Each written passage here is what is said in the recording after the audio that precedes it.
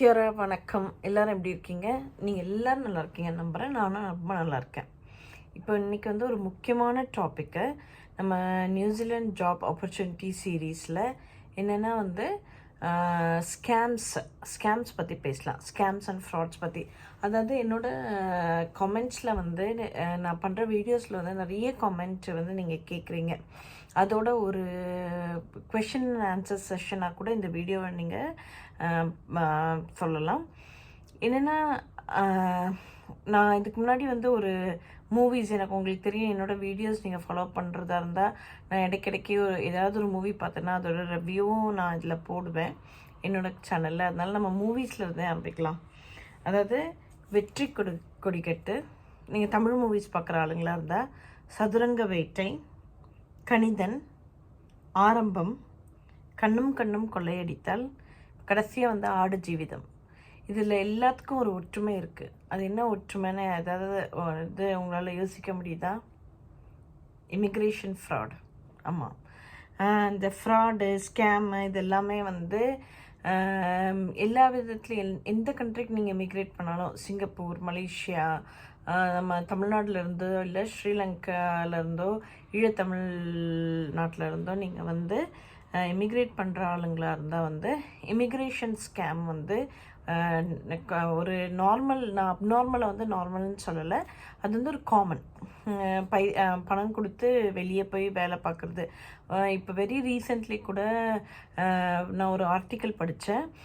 அதாவது என்னென்னா, பைசா வாங்கிட்டு வெளிநாட்டுக்கு அனுப்புகிறேன்னு சொல்லிட்டு யூக்ரைன் அண்ட் ரஷ்யா வாரில் வந்து சில குஜராத்தி பீப்புள், அதாவது 60 பேர், அதில் வந்து 4 பேர் இப்படியே தப்பிச்சு வந்துட்டாங்க இந்தியாவுக்கு திருப்பி. அவங்கள வந்து போரில் வந்து ஈடுபட வச்சுருக்காங்க. ஸோ இந்த மாதிரி நிறைய ஸ்கேம்ஸ் நடக்குது. நியூசிலாண்டில் வந்து இந்த மாதிரி ஸ்கேம்ஸ் இருக்கான்னு பார்த்தா, தயவுசெய்து நான் உங்ககிட்ட சொல்கிற ஒரே ஒரு அட்வைஸ் என்னென்னா, நம்ம ஏமாறுறவங்க இருக்கிற வரைக்கும் ஏமாத்துறவங்க இருந்துகிட்டே தான் இருப்பாங்க. அதனால் நம்ம தான் ரொம்ப கேர்ஃபுல்லாக இருக்கணும். நியூசிலாண்டை பொறுத்த வரைக்கும் எந்த வேலைக்குமே வந்து பணம் வந்து கேட்க மாட்டாங்க. அது நீங்கள் எப்போவுமே ஒரு முக்கியமாக இது பண்ணும். நான் ஏன் இது ஜாப் ஆப்பர்ச்சுனிட்டி சீரீஸில் இருக்குன்னா, இது வந்து உங்களுக்கு என்னோட ஒரு அட்வைஸாகவும் நீங்கள் எடுத்துக்கலாம்.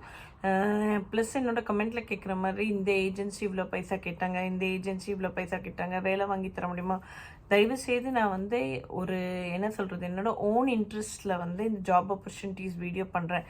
நான் ஒரு ஏஜென்ட்ஸ் கிடையாது, ஒரு இமிக்ரேஷன் அட்வைசர் கிடையாது.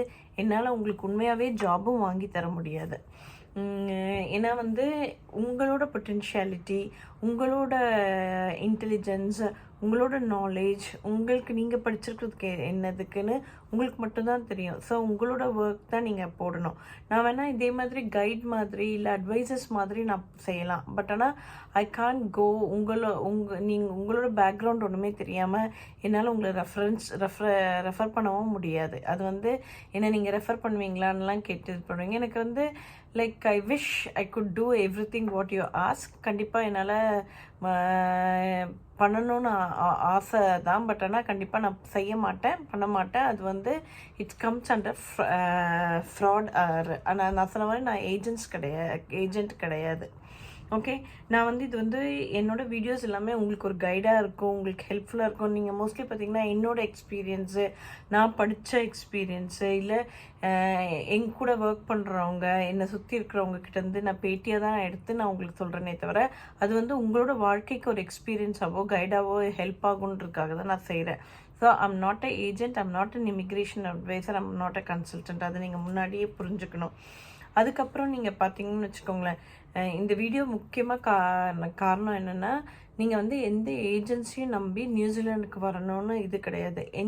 நியூசிலாண்டில் இருக்கிற எந்த வேலையிலையுமே வந்து உங்களுக்கு வந்து பைசா கொடுத்து தான் ஒரு கம்பெனியில் ஜாயின் பண்ணணுன்ற அவசியமே கிடையாது. உங்களுக்கு டேலண்ட் இருந்ததுன்னா கண்டிப்பாக வந்து நியூசிலாண்டில் வந்து அக்ரிடேட்டட் ஒர்க் வீசாவில் எடுப்பாங்க. அது இப்போ வந்து ரெசெஷன் நான் பண்ணிட்டு இருந்த வீடியோ மாதிரி தான். என்ன ரெசெஷன் வந்து it's a common world wide process போயிட்டு தான் இருக்குது. நியூசிலாந்து வந்து வெரி ஸ்மால் கண்ட்ரி. இங்கே வந்து வேலை வந்து ஃப்ரீஸ் ஆகலை, கண்டிப்பாக வேலை இருக்குது. ஆனால் முன்னாடி இருந்த இப்போ 200 பேர் ஒரு வேலைக்கு ஒரு கம்பெனியில் எடுத்துகிட்டு இருந்தாங்கன்னா இப்போ வந்து ஒரு 30லேருந்து 40 பேர் எடுக்கிறாங்க. ஃபார் எக்ஸாம்பிளுக்கு நான் சொல்கிறேன்.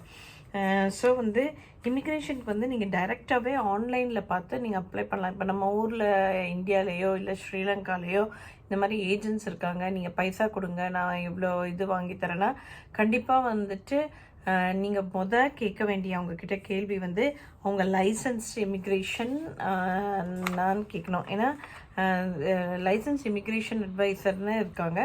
அவங்க வந்து நியூசிலாந்து கவர்மெண்ட்டில் வந்து லைசன்ஸ் வாங்கி இமிக்ரேஷனில் வந்து அட்வைஸ் பண்ணணும், ரிஜிஸ்டர் பண்ணிக்கணும். அவங்க மட்டும்தான் வந்து இமிக்ரேஷன் அட்வைஸ் பண்ண முடியும். அது LIAன்னு சொல்லுவாங்க. இன்னொன்று வந்து சர்டிஃபைட் நியூசிலாண்ட் லாயர்ஸ். இது வந்து நியூசிலாண்டில் வந்து இப்போ நீங்கள் ஸ்டூடெண்ட் வீசாவில் வந்துட்டீங்க, உங்களுக்கு ரெசிடென்சி வாங்கி தரேன்னு ஏதாவது ஒரு ஏஜென்ட் உங்களை அப்ரோச் பண்ணால் அப்படி வாங்கி தரவே முடியாது. ஏன்னா ஒரு சிலர் அட்வைசர்ஸால் மட்டும்தான் பண்ண முடியும். அவங்க வந்து கொஞ்சம் பைசா வாங்குறதா இருந்தால் அது வந்து அவங்க சர்டிஃபைடாக இருக்காங்களான்னு பார்க்கணும். அவங்க வந்து ஃபேர் அமௌண்ட் ஆஃப் மணி தான் வாங்க முடியும்.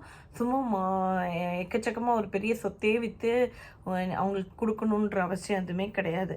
Certified New Zealand lawyer, immigration New Zealand, offshore student visa advisers, citizen advice bureau. இதை பற்றி நான் ஒரு வீடியோவே உங்களுக்கு நான் போட்டிருக்கேன் நான் நம்ம சேனலில்.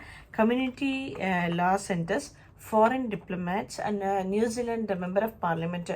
இவங்க எல்லாமே வந்துட்டு லைசன்ஸான்னு பார்த்து இவங்களோட முயற்சியில் உங்களுக்கு இமிக்ரேஷனுக்குள்ள வந்து உங்களுக்கு வந்து ஒரு வீசாக்கு ஹெல்ப்பாக கிடைக்கலாம். அவங்க வந்து கொஞ்சம் சர்டன் அமௌண்ட் ஆஃப் மணியும் வாங்குறபடியாக இருக்கலாம்.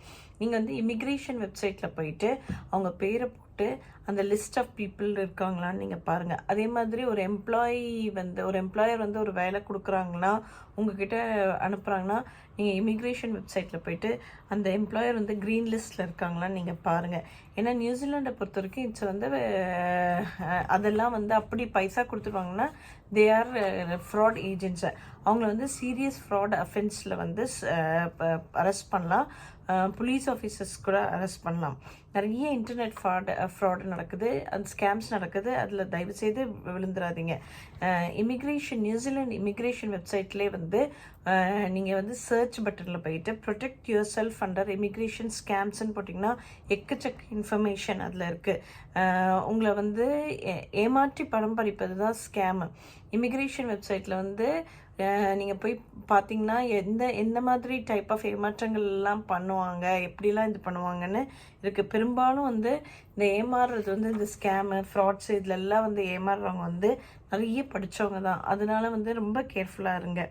அதே மாதிரி நம்ம ஊரில் வந்து ஒரு அப்ளிகேஷன் ஃபீஸ்ன்னு சொல்லுவோம். இப்போ எங்கே போனாலுமே வந்து ஒரு காலேஜில் சேரணுமா, ஒரு யூனிவர்சிட்டியில் சேரணுமா, ஒரு வேலையில் சேரணுமா, ஒரு அப்ளிகேஷன் நீங்கள் வாங்குறதா இருந்தால் ஒரு ஃபீஸ், ஒரு சர்டன் அமௌண்ட். இப்போ நான் காலேஜில் சேரும்போது 150 ரூபா கொடுத்தேன். இது நான் சொல்கிறது வந்து 1997 கொடுத்து தான் நீங்கள் வந்து அப்ளிகேஷன் வாங்கி அதை ஃபில் பண்ணி அவங்கக்கிட்ட கொடுக்கணும்.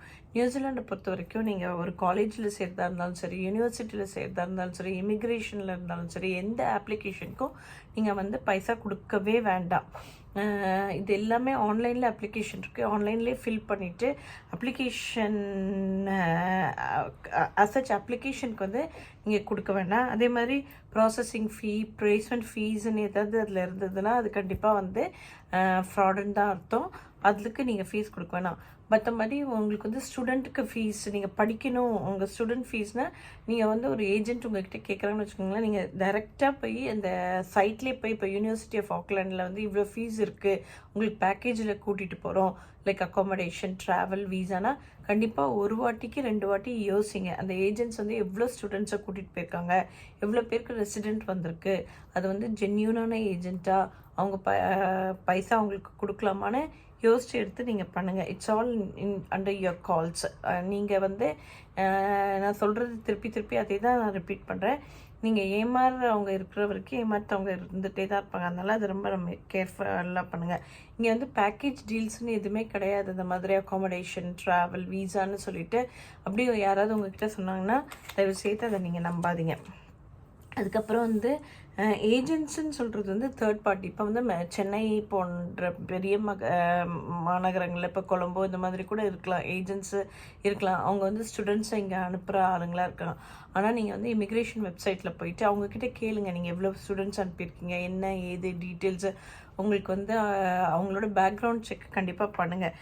பண்ணாமல் வந்து நீங்கள் பைசா கொடுத்து ஏமாறாதீங்க. இது நான் முக்கியமாக சொல்லணும்னு நினச்சேன். ஸோ நீங்கள் வந்து தயவுசெய்து வந்து ஒரு வாட்டி ஒன்றுக்கு 2 வாட்டி நீங்கள் யோசித்து அதுக்கு வந்து ஏற்ற மாதிரி உங்களோட இது பண்ணுங்கள். அதே மாதிரி ஜாப் ஆப்பர்ச்சுனிட்டிஸ் நியூசிலாண்டில் திருப்பி நான் ரிப்பீட் பண்ணி சொல்கிறேன். எந்த ஜாப்ஸ்க்குமே பைசா வாங்கிட்டு ஒரு டிஹெச்பி ஆனாலும் சரி, இல்லை நீங்கள் ஒரு ப்ரைவேட் ஹாஸ்பிட்டலில் ஒர்க் பண்ணாலும் சரி, இல்லை ப்ரைவேட் இன்ஸ்டிடியூஷனில் ஒர்க் பண்ணாலும் சரி, உங்களுக்கு பைசா வாங்கிட்டு அவங்க வேலை கொடுக்கவே மாட்டாங்க. உங்களோட டேலண்ட், உங்களோட நாலேஜ், உங்களோட எக்ஸ்பீரியன்ஸ், உங்களோட ஸ்கில்ஸ் இதெல்லாம் பொறுத்து தான் உங்களுக்கு வேலை இருக்குது. அதே மாதிரி இங்கே ஸ்டூடெண்ட்டாக வந்துட்டு உடனே வந்து நீங்கள் இங்கே ஏஜென்ட்ஸ் இருக்காங்கன்னு லோக்கலில் போய் பைசா கொடுத்து நீங்கள் ஏமாறாதீங்க. அப்படி ரெசிடென்சி எதுவுமே கிடைக்காது. எல்லாமே இங்கே வந்து லாஃபுல் தான் நடக்கும். இவன் தான் இட்ஸ் ஸ்மால் கண்ட்ரியாக இருந்தாலுமே எல்லாமே லாஃபுல் தான் நடக்கும். அதனால் நீங்கள் தயவுசெய்து இதுலேயும் ஏமாந்துடாதீங்க. திருப்பி இன்னொரு வீடியோவில் சந்திக்கலாம். Until we meet, bye for now.